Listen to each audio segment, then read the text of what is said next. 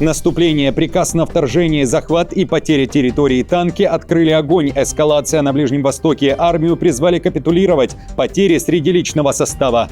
Комбинированный удар баллистикой и дронами, командный пункт США уничтожен. Тяжелая потеря для армии Штатов впервые за 49 лет. Вашингтон признал утрату. Атака на борт номер 1 с Трампом на борту. Экстренные меры в Палм-Бич. Поднята авиация, что известно. Механизированный штурм, военные вступили в бой. Заявление ВСУ и армии РФ. Переговоры на пороге, когда представители Ирана и США договорятся. Детали первой встречи и заявления посредника. Власти Пакистана намекают на позитив. Оплата ебалами за самоуничтожение солдат. В Минобороны Украины предлагают новую систему бонусов за потери ВС РФ. Режим чрезвычайной ситуации, извинения или оправдания перед украинцами, аресты протестующих в Москве и план Госдумы РФ оборвать связь и звонки из-за границы людям старше 60 лет. Об этом и не только, досмотрите. Друзья, всем привет! Это «Время Прядку», коротко, четко и по делу о том, о чем говорят в мире. Спасибо вам за поддержку, и я начинаю.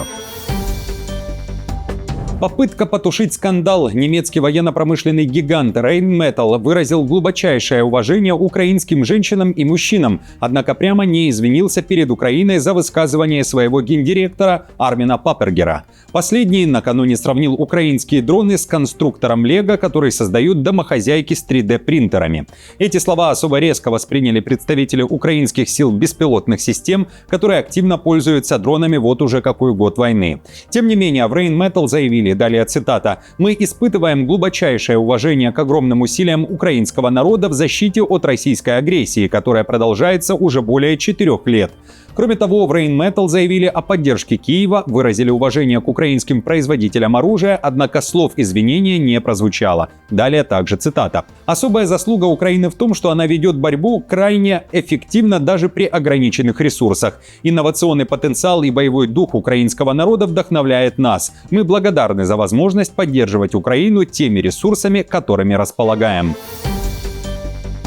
В Финляндии экстренно собирают комитет по обороне. Масштабное расследование из-за удара по территории НАТО. Полиция уже заявляет о грубой халатности, повлекшей за собой общественную опасность. Но дело могут переквалифицировать. Причина – тяжелые дроны «Камикадзе» с дальностью полета свыше 1000 километров и боевой частью до 75 килограммов, который влетел в воздушное пространство Альянса и нанес удар. Финляндия заявляет, один из БПЛА украинский, и именно поэтому Хельсинки вслед за Эстонией, Латвией и Литвой начинает расследование из-за залета на ее территорию беспилотника, который летел атаковать российскую территорию. ВВС Финляндии заявляют, что по тревоге была поднята авиация НАТО, в частности F-18, но обошлось без выстрелов. Началась лишь проверка целей прямо в воздухе. Один из объектов, говорится в официальном сообщении военно-воздушных сил, это украинский Ан-196, дрон «Камикадзе» под названием «Лютый». Такие аппараты уже били по стратегическим объектам РФ на сотни километров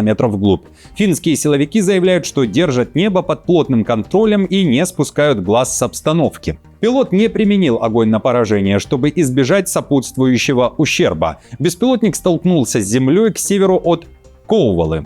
Полиция оцепила район, часть обнаруженных в ходе наблюдения объектов была визуально идентифицирована как стаи птиц. Кроме того, согласно подтвержденным на данный момент наблюдениям, еще один беспилотник столкнулся с землей. Напомню, Украина на прошлой неделе била по Усть-Луга и в целом по объектам в Ленинградской области. Часть дронов, как заявлялось, отклонилась от курса и упала на территории стран Балтии. В России заявили, что Латвия, Литва и Эстония официально открыли воздушное пространство для украинских БПЛА, чтобы бомбить объекты в РФ. Однако после появления такой информации Рига, Вильнюс и Таллин официально опровергли ее, заявив, если бы не было войны, которую начала Россия, то в небе не было бы никаких военных дронов и тем самым никакой угрозы.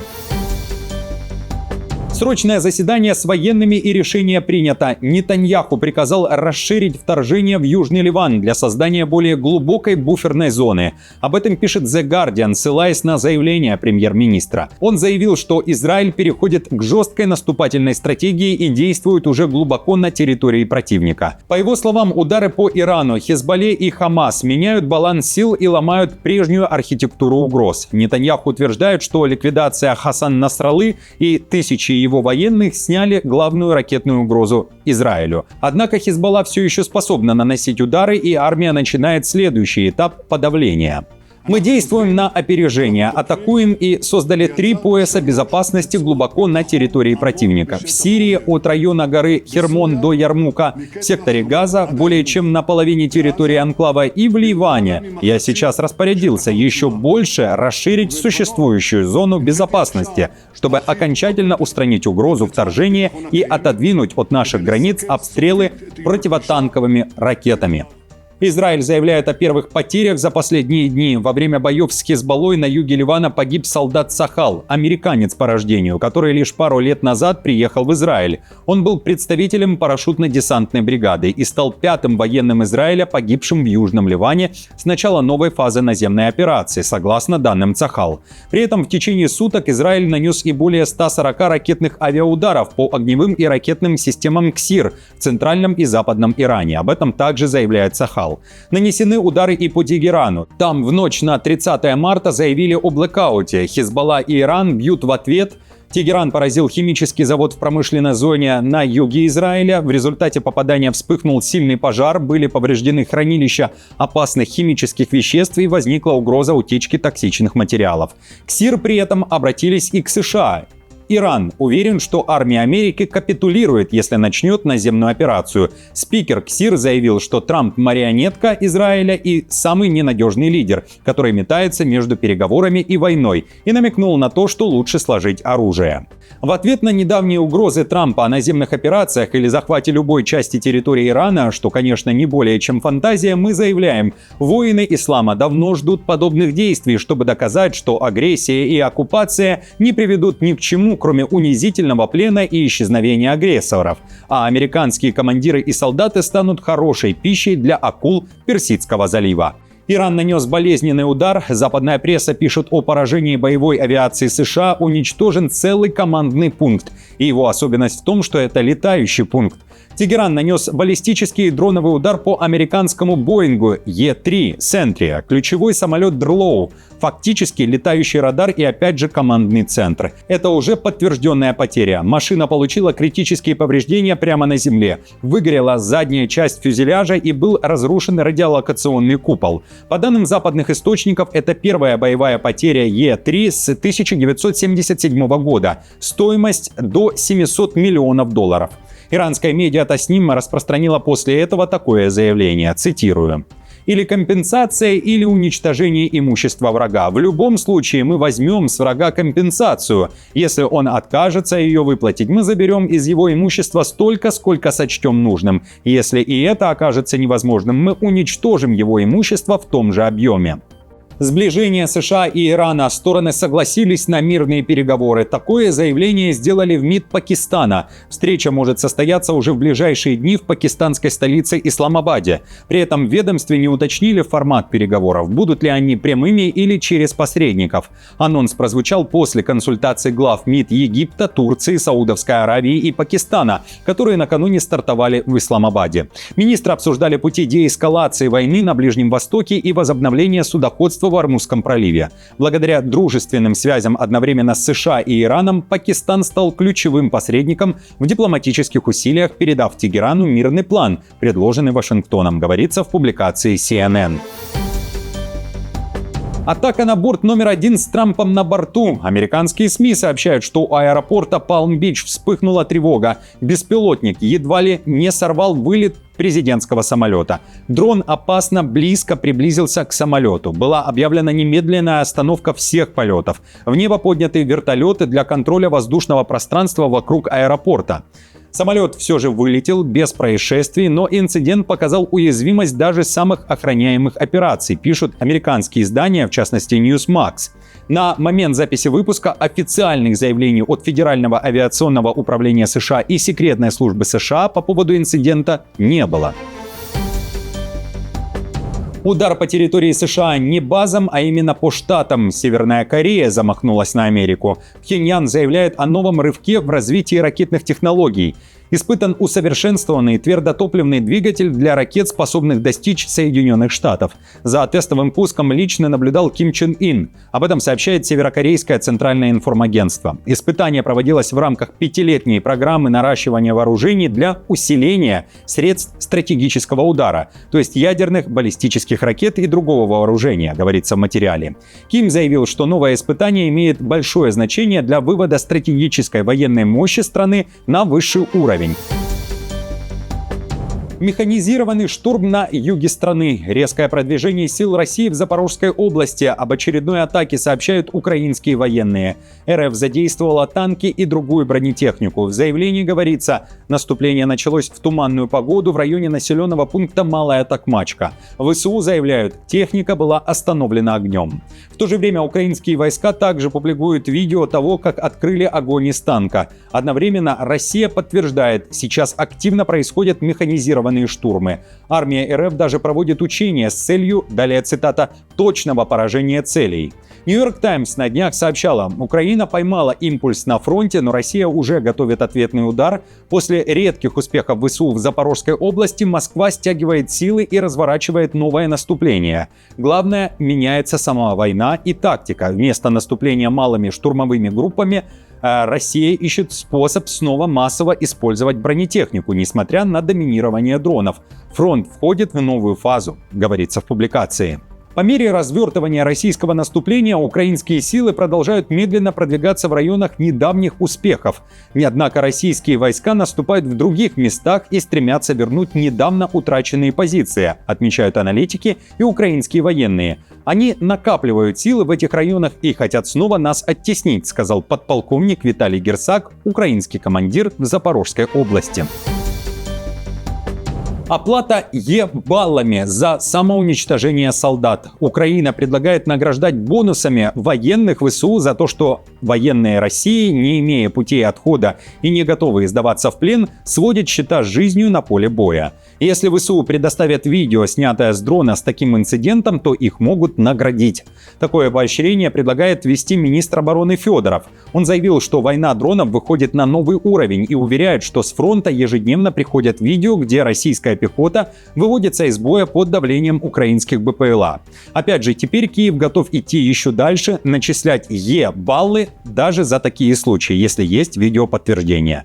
Объясню, Е-баллы — это внутренняя так называемая валюта войны, которую подразделения обменивают на дроны, РЭП и роботизированные системы. Фактически речь идет о полном переходе к модели «результат на поле боя равен мгновенному усилению подразделения». Федоров также вновь напомнил, что Украина ставит перед собой цель ликвидировать 50 тысяч солдат ВС РФ в месяц. Цитирую. Достижение показателя в 50 тысяч уничтоженных оккупантов в месяц будет иметь для противника катастрофические последствия. О решениях, которые сделают это реальностью, расскажу отдельно. Возможно, стоит предложить начислять 12 Е-баллов, сейчас столько же дают за уничтоженного, подразделению, в полосе которого оккупант совершил самоуничтожение при наличии видеоподтверждения.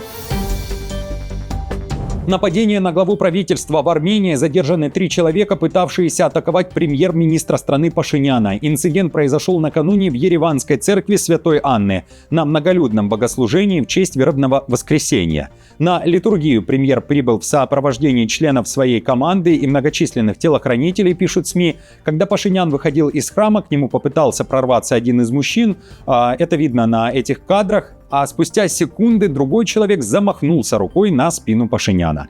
Телохранители быстро оттеснили главу правительства от мужчин и уже в плотном оцеплении вывели первое лицо из церкви.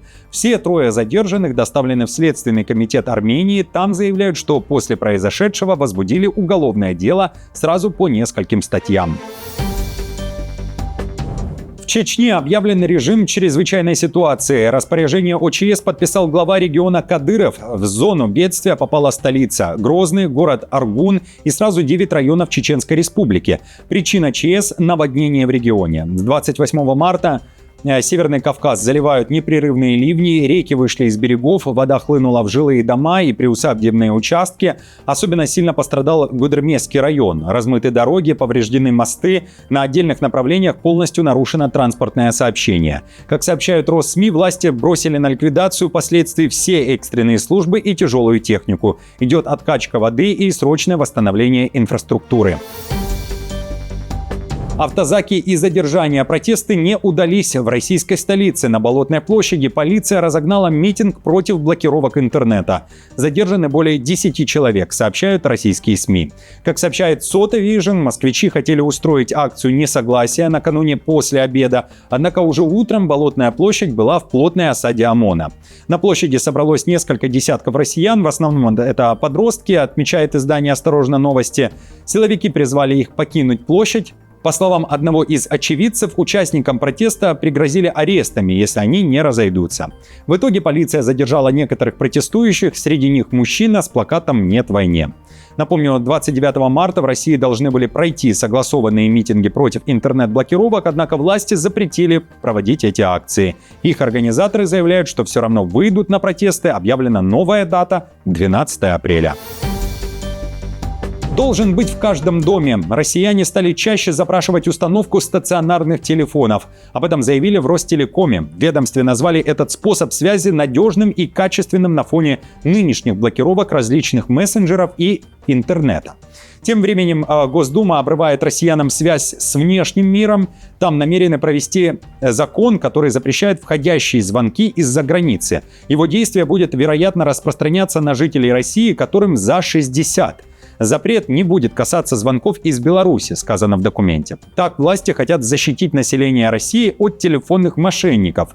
Речь идет о стационарных телефонах. Как пишут Россми, более ранняя версия законопроекта предполагала полное отключение звонков из-за рубежа для всех россиян. В актуальной версии говорится, любой абонент вправе самостоятельно ограничить получение звонков из-за границы. Проект находится на финальной стадии реализации, уточнили в Ростелекоме. Друзья, на этом все. Спасибо вам большое за поддержку. Как всегда, напомню, мне будет приятно, если вы оставите комментарий, лайк и сделаете репост этого видео. Хорошего дня, недели и до встречи уже завтра.